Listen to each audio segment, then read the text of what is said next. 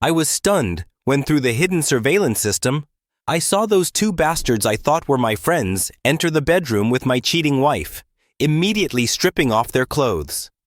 After what I saw, I felt sick, knowing I'd never shake hands with any of them again. But I thought I was losing my mind when her mother and her Uncle Ron entered the room and joined in.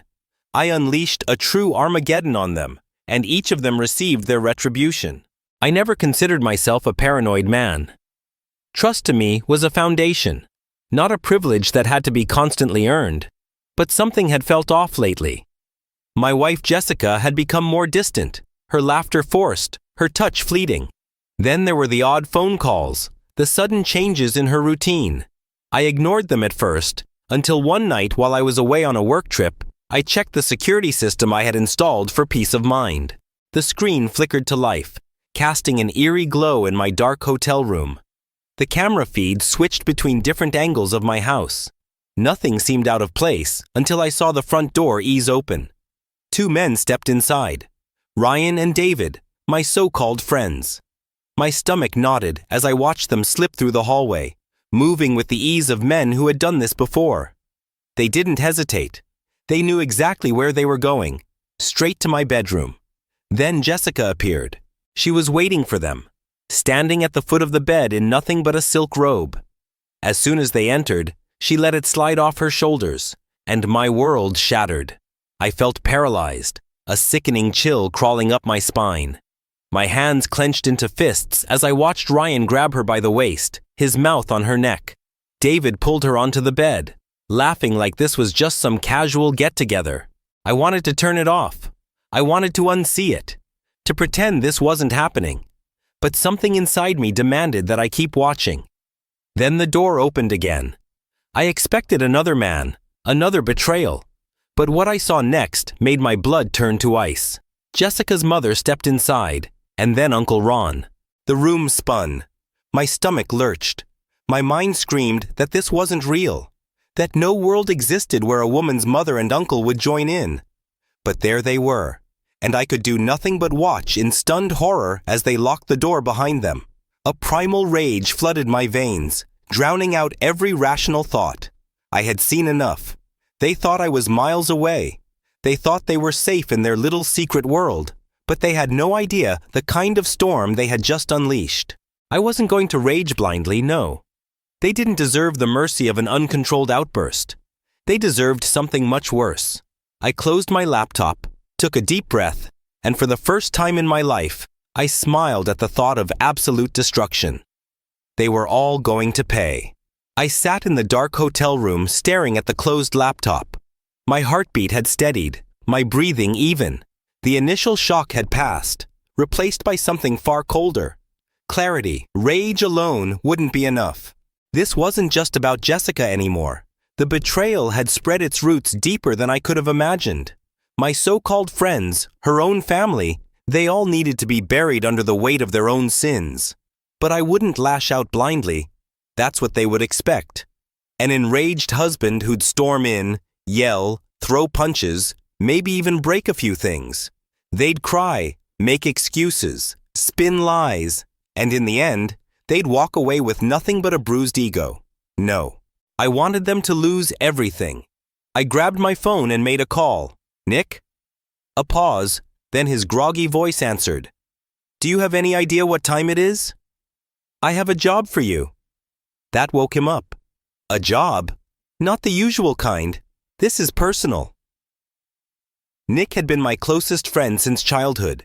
We had served together, bled together, and in the years since, he'd become an expert in finding out things that people desperately wanted to keep hidden. I'm listening, he said, his voice now fully alert. I need everything on Jessica, Ryan, and David. Bank statements, texts, call logs, everything. And I need it fast. He muttered. How bad? Bad enough that I don't want them to just regret it. I want them ruined. A long silence, then a sigh. Send me what you have. I'll get started. I hung up and leaned back, my mind already calculating. Step 1. Exposure. This wasn't just about personal revenge. It was about making them accountable. Ryan and David weren't just casual friends. They worked for the same company I did. Ryan in a position I had recommended him for, David, a financial consultant, had access to sensitive company data. I had a suspicion that their betrayal wasn't just in my bedroom. Jessica, on the other hand, was a social climber. She loved her image, the admiration, the power she held in social circles. If the world saw her for what she really was, she'd crumble under the weight of it. And her family? That was going to require something even more precise. Step 2. Setting the trap. They thought they were clever, thought they had me fooled. But while they played their little games, I had built a life of discipline, of strategy. By morning, I would have every bit of evidence I needed. By nightfall, the wheels of their downfall would already be turning. This wouldn't just be a punishment. This would be a reckoning. By sunrise, I had everything I needed. Nick worked fast, as always. The folder he sent me wasn't just proof of Jessica's infidelity. It was a catalog of sins. Bank transfers between Jessica and Ryan. Large amounts, unexplained. Company emails between Ryan and David discussing data they had no business accessing. Messages between Jessica and her mother talking about me like I was nothing. But the real gem? A private chat log between Jessica and her Uncle Ron. My stomach twisted in disgust. He wasn't just some distant family member. This was the man who had given a toast at our wedding. I forced myself to stay calm. This wasn't just about emotion anymore. This was war. Step 1. The company takedown. I started with Ryan and David. I forwarded every bit of their shady dealings to the company's legal department, anonymously. Financial misconduct, data leaks, violations of non-disclosure agreements. By noon, they'd be under full investigation. Ryan would be fired. David would lose his career. No confrontation, no yelling, just cold, hard consequences. Step 2. Destroying Jessica's reputation. Jessica's social life was her lifeline. The only thing she feared more than losing money was losing status. So I sent the video evidence of her activities to a few select people. Her closest friends, the ones who thrived on gossip, the ones who loved to see someone else's downfall. By the time she checked her phone, her world would already be crumbling. But I wasn't done. Step 3. The final blow. Jessica's mother and Ron. They needed something special. I wasn't just going to expose them. I was going to make sure they never escaped the consequences. I picked up my phone and dialed the one number Jessica never thought I'd call. Her father. A retired military officer, a man who hated cheaters, liars, and weak men, and a man who had no idea what his ex-wife and brother had been doing. I sent him the proof. The texts, the transactions, the video. And then I waited. By evening, the fire had started. Ryan and David were fired. Jessica's phone had been blowing up with messages. Her friends turning against her. Her reputation shattered. And then the best part? Jessica's father calling me. His voice was ice. "I'll handle this," he said. And I knew without a doubt that he would. Jessica wasn't just losing me. She was losing everything. And this was only the beginning. By the time I walked into my office the next morning, the damage had already begun. Ryan and David had been called into a mandatory executive meeting. Word spread fast. Both were being investigated for corporate misconduct. By noon, they were escorted out of the building by security. I didn't even have to lift a finger. Jessica's social life? Ruined. My phone buzzed. Nick again. "Nick? You really did it, man. Jessica's friends have turned on her hard. She's getting kicked from every group chat. People are blocking her." I smiled. Jessica lived for status, appearances, and control. Now, all of it was slipping away. But the best part? Her father had seen everything. That evening, I got a text from Jessica's father. "Meet me at the house. Now." I didn't hesitate. When I pulled up to Jessica's childhood home, I saw her mother's car parked in the driveway. Her Uncle Ron's truck was there too. Perfect. I stepped inside, and the tension in the air was thick. Jessica's mother sat stiffly on the couch, her face pale. Ron stood in the corner, arms crossed, but his usual smug confidence was gone. And Jessica? She looked at me with wide, tear-filled eyes. Her father turned to me. Tell me everything. Everything? So I did. I handed him the folder Nick had prepared. The texts, the videos, the bank transactions. I didn't spare a single detail.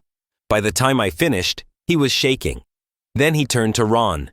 You disgusting piece of trash, he growled. Before anyone could react, Jessica's father punched Ron square in the face. Ron stumbled back, clutching his nose as blood dripped onto his shirt. Jessica's mother jumped up screaming, but her ex-husband shot her a look that froze her in place. You make me sick, he spat at both of them. Then he turned to Jessica. You're not my daughter anymore, her breath hitched.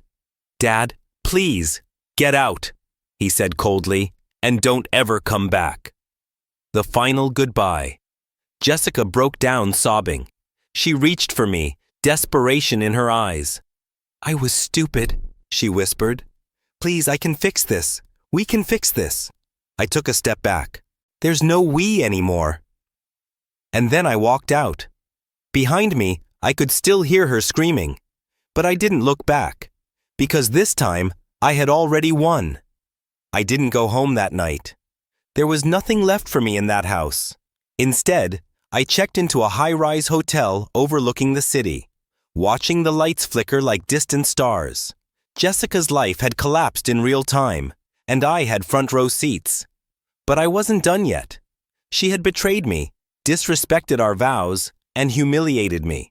I had destroyed her reputation, her relationships, and her family.